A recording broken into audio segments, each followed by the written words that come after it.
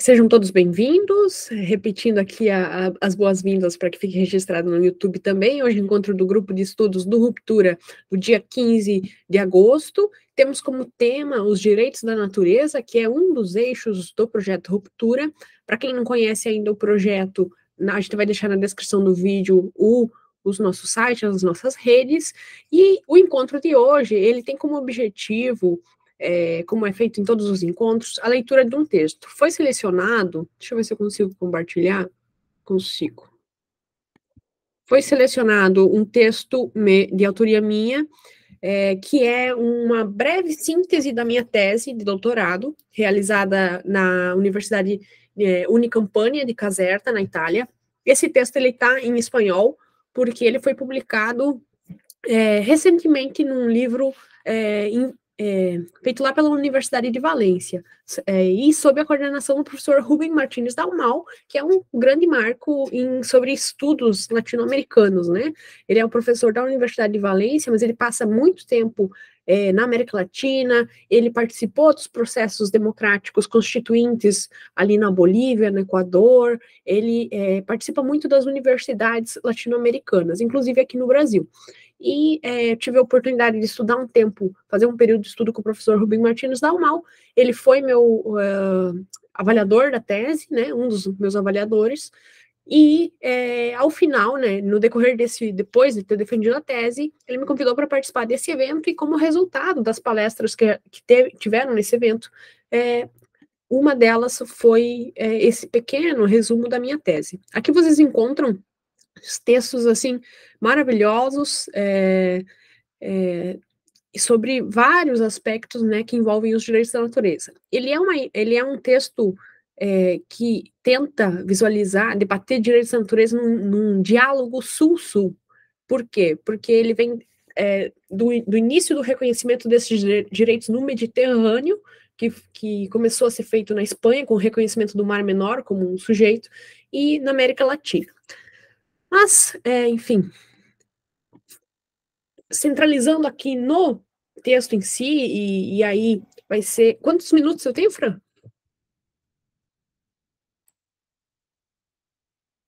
Tá muda?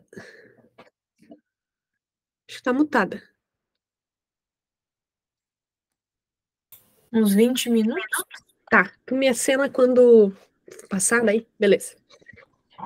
Então, esse texto e a minha tese, ela centrou o tema dos direitos da natureza na América Latina. Por quê? Porque é um dos continentes em que esse tema vem se destacando mais. Se a gente olhar os dados de reconhecimento global dos direitos da natureza hoje, o maior número de reconhecimentos vem das Américas, e especialmente da América Latina, que registrou o primeiro reconhecimento constitucional desses direitos, que foi no Equador, em 2008. Então, para quem ainda não teve contato com esse conceito, ou não acompanhou o evento de ontem que a gente teve com a professora Flávia, direitos da natureza, o que significa? Significa o reconhecimento de subjetividade jurídica à natureza, seja ela como um todo, seja ela nos seus componentes individuais ou coletivos, como rios, florestas, até animais. Existe uma pequena divergência, né, e uma diferença entre direitos da natureza e direitos dos animais, são correntes teóricas diversas, mas se você for analisar os dados que as organizações internacionais registram, eles consideram esses reconhecimentos de direitos animais dentro do cálculo, né, de hipótese de direitos da natureza, por isso que a gente menciona que seria um reconhecimento a indivíduos ou coletividades não humanos, né? Por exemplo, esses dados, eles podem ser observados no site do programa Harmony with Nature, da ONU, e também uma outra organização que o Ruptura integra, inclusive, que é o GARN, Global Alliance for the Rights of Nature. Eles têm gráficos muito interessantes, tem um site também chamado Ecojurisprudence, que pode servir aí para análise de o que existe no mundo hoje, qual é o estado da arte hoje de reconhecimento desses direitos. E aí, falando um pouquinho do histórico dos direitos da natureza, a primeira primeiro marco teórico que se levanta, que a doutrina costuma apontar como defensor dos direitos da natureza, é o professor Christopher Stone, que é um norte-americano, estadunidense, que lá em 1972 publicou um texto questionando por que as árvores deveriam ter o direito de se defender, ter o que ele chamava de standing. E aí é um texto curto até o do professor Stone, e é muito interessante porque ele vai levantar algumas questões pela primeira vez, que é justamente por que a gente reconhece direitos a pessoas jurídicas que sequer existem na realidade e não reconhecemos a coisas que existem concretamente, como florestas, rios, animais. Por exemplo, navios possuem personalidade jurídica e outros entes naturais não possuem. Então, ele coloca que o direito, a personalidade jurídica, a subjetividade jurídica é uma ficção, uma criação humana. Por isso, não existiria óbice para que fosse ampliada essa subjetividade para novos direitos. E aí o professor Stone também fala que sempre quando uma nova categoria, um novo sujeito é proposto, os sujeitos atuais acham que isso é impensável, acham que isso é maluquice. E aí ele traz o exemplo dos negros, quando foi feita a abolição da escravatura, né, eles eram considerados coisas, e aí passam para as pessoas que defendiam a escravidão, era uma loucura que eles fossem considerados pessoas, depois eles conseguiram esse direito, e a mesma coisa com as mulheres. Ali pela década de 30, por exemplo, no Brasil, que elas conseguiram o direito a voto. Quem vivia aquela época podia dizer que era algo impensável, mas depois isso foi se naturalizando, digamos assim. E aí ele coloca isso pensando na natureza. Pode parecer absurdo para alguns, digamos, juristas com uma mentalidade mais clássica, mas é possível e pode ser naturalizado depois, né, de vir a ocorrer. É o que a gente veio observando nas últimas décadas, especialmente depois que o Equador constitucionalizou a natureza como um sujeito em 2008. Então, o Equador não foi o primeiro país que fez isso, mas foi o primeiro que fez através da Constituição. Porque já existiam reconhecimentos da natureza como sujeito nos Estados Unidos, desde 2006. Inclusive, os Estados Unidos é um dos países que mais tem esses reconhecimentos. Por quê? Porque assim como veio ocorrendo no Brasil, e aí é um dos pontos que eu chamo a atenção na minha tese, que é uma análise comparada, o Brasil novamente se inspira no modelo norte-americano, assim como já fez para outros aspectos jurídicos, de utilizar o modelo de federação e fazer esses reconhecimentos locais. Então, por que o número de reconhecimentos de direitos da natureza é grande nos Estados Unidos? Porque eles são feitos em municípios, nos counties, ou em estados no máximo, né? A gente sabe que lá o modelo de divisão das competências federativas é diferente aqui do Brasil. O Brasil tem uma federação peculiar, né, própria, mas o Brasil, nesse sentido, olha para os Estados Unidos e diz, não, a gente tem também um modelo federativo e vamos aproveitar dessa estrutura, e já que não temos força para reconhecer os direitos da natureza num nível nacional, vamos fazer onde dá, vamos fazer localmente. E aí, depois eu vou chegar nesse ponto no papel dos movimentos sociais e também como isso vem expandindo, que a gente já tem uma proposta de emenda constitucional à Constituição de 88. Voltando um pouquinho, desde a década de 70, então, vários foram os autores que foram seguindo o que o Christopher Stone foi falando. A gente teve aqui na América Latina o Godofredo Stutzing, que, se não me engano, era um alemão que estava vivendo no Chile, e ele tem um texto também muito curto, muito interessante, e aí ele vai defender a criação de um defensor para a natureza, como se fosse um defensor público que cuidasse só dos direitos da natureza. E aí ele vai colocar que não pode ser um defensor que defenda também direitos humanos, porque às vezes o interesse humano vai se chocar com os interesses da natureza. Então ele defende a criação de uma figura processual, né, que venha a representar apenas os interesses do equilíbrio ecológico, né, da natureza. E aí ele repete também alguns dos argumentos que o Stone já vinha falando. A gente tem inúmeros marcos teóricos que poderiam ser mencionados, alguns acredito que eu até menciono ali no texto, Mas essa parte evolutiva é para chegar no quadro atual de que hoje os direitos da natureza são um paradigma em expansão. E o que eles significam? Como eles se apresentam? Eles se apresentam como uma proposta alternativa ao direito ambiental que vem sendo construído desde a década de 70. Então, desde a década de 70, um pouco antes já, os movimentos sociais ambientalistas, como a Rachel Carson, lá na década de 60, começaram a denunciar os impactos das atividades humanas sobre o meio ambiente. Só que essas normas ambientais que foram surgindo desde a década de 70, elas sempre tiveram como centro proteger o meio ambiente por ele ser importante ou necessário para a saúde humana, para o bem-estar humano, então sempre como centro o homem. E é por isso que se fala que o direito ambiental moderno, ele cresce, ele nasce estruturado de um ponto de vista antropocêntrico.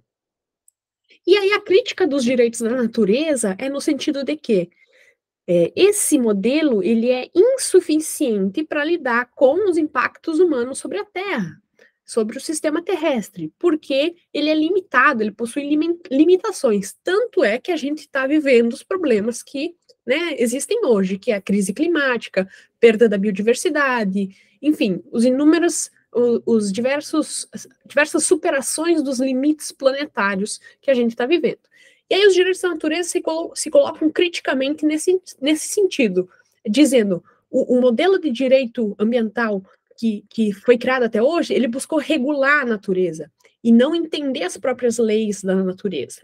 E aí se coloca como crítica nesse sentido, trazendo um paradigma, muitos chamam de biocêntrico, eu adoto a corrente que seria um paradigma ecocêntrico, porque protege também aspectos não bióticos dos elementos naturais, né?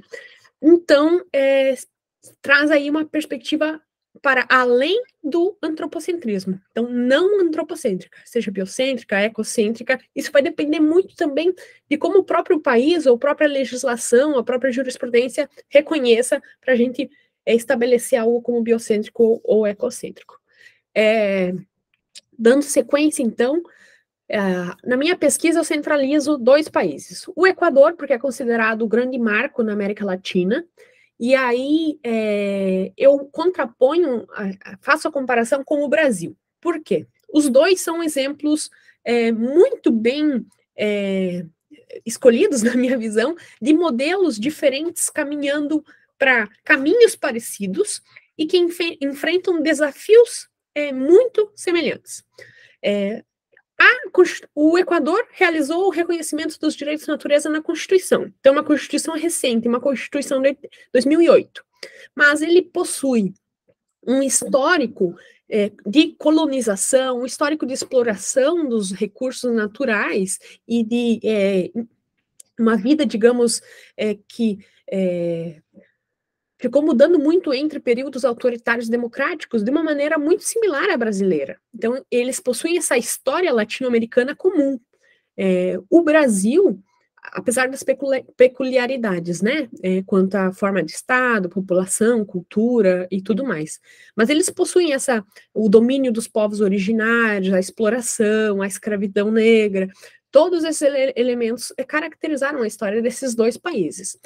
O Brasil, por sua vez, possui uma Constituição um pouco mais antiga, a gente já pode dizer, né, de 88, e ainda assim, mesmo a nossa Constituição tendo nascido com uma postura antropocêntrica, ela começa hoje a ver movimentos doutrinários e jurisprudenciais, inclusive legislativos, dando para ela uma leitura ecocêntrica. Por quê? Porque ela tem uma redação que possibilita essa leitura. A nossa Constituição tem uma abertura naquele artigo 225 que possibilita uma leitura ecocêntrica, ecológica, e é o que vem acontecendo. Então, para estudar esses 2 sistemas, eu parti do que a gente chama... Como é que está o tempo, Fran? Temos ainda, Leora, tranquilo, eu te aviso ali quando faltam uns 5 minutos, tá? Show. Eu parti do estudo do que a gente chama de formantes jurídicos. E o que são os formantes jurídicos? Formantes nada mais são do que elementos que formam o direito. É uma teoria de um professor comparatista italiano que chama Rodolfo Sacco. É uma teoria de comparação, né, de direito comparado, uma metodologia. E esse professor, ele mencionou alguns formantes na época que ele escreveu. As pessoas que foram usando a metodologia dele foram apontando outros. Eu escolhi, na minha pesquisa, por estudar 4 formantes, 5, na verdade. 4 seriam eles: o formante constitucional, o formante legislativo, o formante jurisprudencial, o formante cultural, e aí a crítica que eu faço, eu analiso o formante econômico. Para mim, na minha tese, os limites aos direitos da natureza se encontram especialmente no formante econômico. E aí a gente já vai chegar lá. Se vocês pegarem um artigo, e a minha tese também fica à disposição a enviar para quem tiver interesse em fazer a leitura, eu analiso cada um desses elementos dos 2 países. Então, eu vou analisar as constituições do Equador e do Brasil, toda a legislação ambiental do Equador e do Brasil, toda a jurisprudência do Equador e do Brasil que envolva direitos da natureza. E aí, no Brasil, a gente a gente tem muito mais um movimento de reconhecer direitos aos animais, e isso também foi algo que eu observei. Vários tribunais federais, tribunais regionais federais, tribunais de justiça reconhecendo a proteção de animais, mais do que reconhecimento como direitos da natureza. A gente ainda não teve no judiciário brasileiro esse reconhecimento. A gente teve um julgado muito importante no STF, que é o caso da vaquejada, que reconheceu uma leitura antropocêntrica mitigada ao artigo 225 da Constituição. Por quê? Justamente por causa daquela abertura que eu falava para vocês, e também em consonância com o movimento aí que vem ocorrendo na América Latina desde a Constituição do Equador. E no formante cultural, eu analisei também o papel dos movimentos sociais, tanto no Equador quanto no Brasil. No Equador, a gente tem os movimentos indígenas, ambientalistas, que impulsionaram o reconhecimento desses direitos na Constituinte, e no Brasil a gente tem também movimentos muito importantes. E aí eu registro aqui o papel da professora Vanessa Rasson, da ONG Mapas, que é uma das parceiras do que a gente está trabalhando aqui no Ruptura para firmar um convênio, e em breve vamos estar divulgando, mas a professora é de uma importância sem tamanho para impulsionar esses reconhecimentos legislativos que foram ocorrendo no Brasil. Ela foi fazendo articulação, a organização dela, e advocacy e tudo mais, e aproveitando oportunidades, movimentos, trabalhando junto com muitos povos indígenas, originários e ambientalistas, e em vários municípios brasileiros já foi se reconhecendo, através de lei orgânica, a natureza como sujeito. Eu posso citar aqui que eu lembro de cabeça. Florianópolis, em Santa Catarina, o Bonito e Paudalho, em Pernambuco, se não me engano, Cerro, em Minas Gerais, Guajará-Mirim, Rondônia, também foi reconhecido o Rio Laje, ali em Rondônia, foi o primeiro rio no Brasil a ser reconhecido. Depois disso, eu tinha terminado a minha tese, esses eram os reconhecidos. De quando eu terminei, que foi final do ano passado, para cá, a gente já teve novos, então minha tese já está desatualizada para publicação. Eu vou ter que tirar um tempo para atualizar isso, o que me deixa feliz, de certa maneira. A gente teve um caso muito interessante no Brasil, que foi o município de Cáceres, no Mato Grosso do Sul, eu acho que é. Eu não me lembro se é Mato Grosso ou Mato Grosso do Sul. Mas o que aconteceu lá? Tinha sido feito o reconhecimento dos direitos da natureza e, algumas semanas depois, em razão de pressões do sindicato dos ruralistas, da pecuária, o Poder Legislativo Municipal fez uma manobra e cancelou a emenda que tinha sido feita. Revogou a emenda que nem tinha entrado ainda em vigor. Então, a partir desse caso, eu passo a análise dos desafios estruturais aos direitos da natureza. Eu peço desculpas porque são 400 páginas, é difícil falar em 20 minutos, mas eu convido vocês a conversar mais com a gente e acompanhar também. A gente vai ter cursos em breve no Ruptura que a gente pode aprofundar melhor todos esses elementos. mas para falar dos desafios estruturais. Então, a gente viu que o Brasil e o Equador, eles possuem, por exemplo, aspectos muito semelhantes no que diz respeito à formação histórica, no que diz respeito aos ciclos extrativistas. Vocês vão lembrar aí das aulas de história, o ciclo da cana, o ciclo do ouro, o ciclo da borracha. Tudo isso também aconteceu no Equador, com outros produtos, mas também aconteceu. O ciclo do petróleo agora, né? O Equador hoje é um dos maiores exportadores de banana, petróleo e mineração, minérios. O Brasil também tem entre os principais produtos de exportação petróleo, soja e milho, se não me engano. A Fran vai saber melhor que eu, né, Fran? Mas, enfim, eles têm essa característica que é a economia desses países, ela funciona dessa maneira. E isso eu abordo na minha tese a partir da teoria da dependência, mais especificamente a teoria marxista da dependência, que significa o quê? Os países da periferia, eles foram construídos historicamente para fornecer matéria-prima e recursos para os países do centro do sistema capitalista. Nesse sentido, a economia deles é dependente, ela não sai ela é estagnada nesse processo, ela não se industrializa. Por quê? Porque ela tem que fornecer esses processos.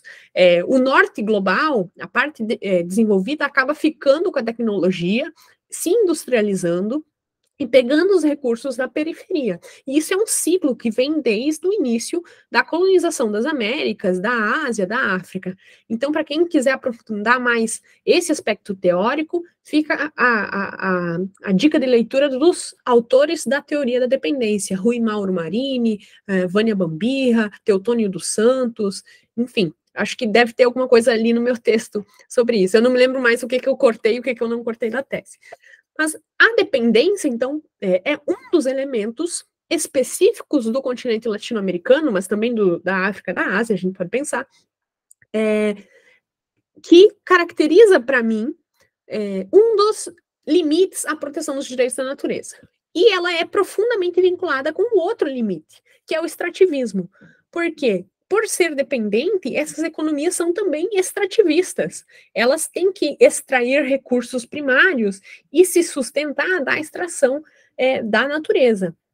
A gente pensa em minas, em várias atividades extrativas, e até mesmo eu trago isso como uma atividade extrativa, que é o agronegócio. Então, toda a economia brasileira se baseia no agronegócio. E aí é um agronegócio altamente poluidor, que consome, né, utiliza imensidões de terra, que desmata. Então, são elementos que, além de impossibilitar, entravar a economia do país, e aí, na leitura da minha tese, eu vinculo muito essa ideia do extrativismo com a dependência econômica e a questão do subdesenvolvimento, né, do terceiro mundo, com um autor que é muito importante, que é o André Gunder Frank. E aí, esses dois seriam limites que eu trago como mais específicos do contexto latino-americano. Mas eu trago também, para terminar, Fran, dois limites que eu considero inerentes ao próprio sistema capitalista como um todo, seja onde for. Obviamente, não tenho a pretensão de esgotar os limites que a gente possa levantar, mas foi o que eu consegui analisar ali no período que eu tive. Então, eu trouxe dois globais e dois mais específicos ao continente latino-americano. Os dois globais seriam o próprio direito e o que a gente chama, né, de teoria da ruptura metabólica. E eu vou explicar por quê.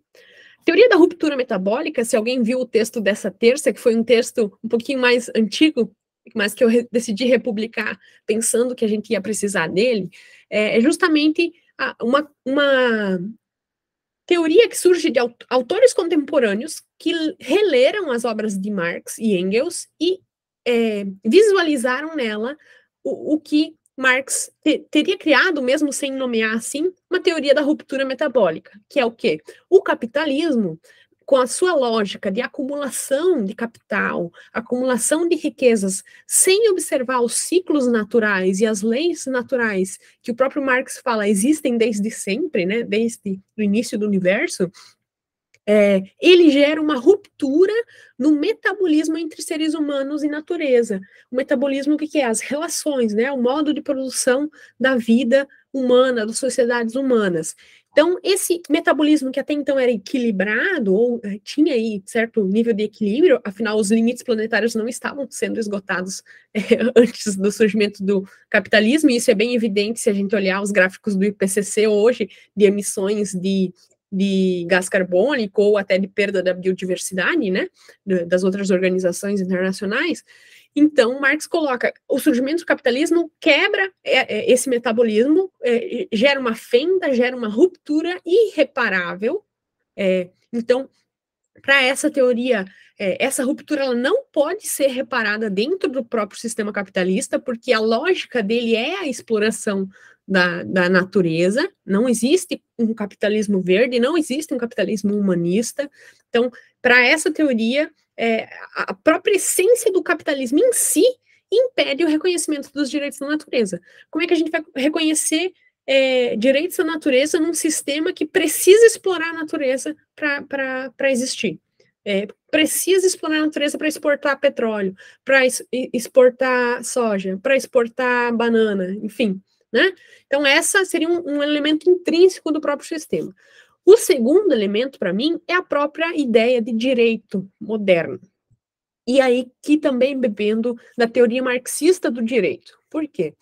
Essa teoria foi desenvolvida especialmente pelo autor Pachucanes, que é um soviético, que foi perseguido por Stalin e tudo mais. Pachucanes pegou o método que Marx tinha criado e aplicou no estudo que ele fez do direito. E aí ele pegou o materialismo histórico e aplicou no direito, dizendo: o Marx começou o estudo dele sobre o capitalismo estudando a menor das formas, que foi a mercadoria. E depois Marx foi estudando as formas mais complexas, o dinheiro, a troca, a circulação, até chegar no resultado que foi a obra dele. O Pachucanes vai buscar, então, qual é o átomo do direito, qual é a categoria mais importante no direito. E aí ele chega ao estudo do sujeito de direito. E aí, para Pachucanes, todo o direito funciona ao redor dessa categoria.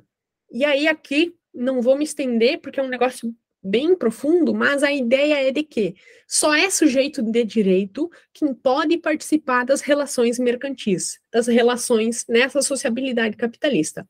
Obviamente, quando surgiu isso, quem eram os sujeitos? Os proprietários brancos, né, donos de terra. Graças às lutas sociais, essa ideia foi sendo um pouquinho relativizada. A gente passou a ter aí o reconhecimento de mulheres, escravos se tornaram pessoa e tudo mais. Mas na essência de como o direito moderno surgiu, o sujeito é aquele que participa das relações mercantis. Logo, o sujeito não pode ser o objeto. Logo, se a natureza é um objeto de exploração, como é que ela vai ser o sujeito se ela não pode participar das relações mercantis?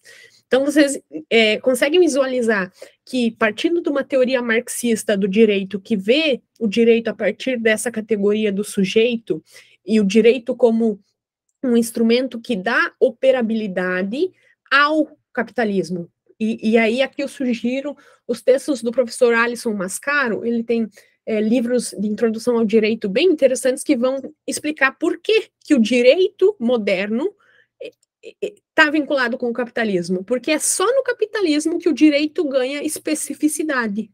Até então, ele se confundia com a moral, até então ele se confundia com a religião. No direito moderno é que ele surge como algo criado por um terceiro apartado, o Estado, para regular relações entre iguais, entre sujeitos, quem vende a força de trabalho e o proprietário dos meios de produção.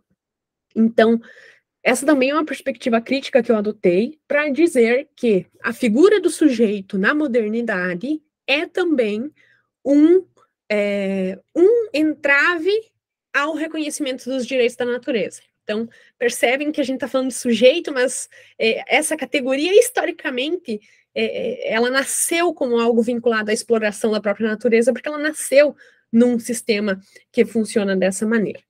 Então, aqui, brainstorm para vocês, e eu vou encerrando, eu deixo aqui o convite para a gente aprofundar mais esses debates, seja qual for dos elementos que vocês...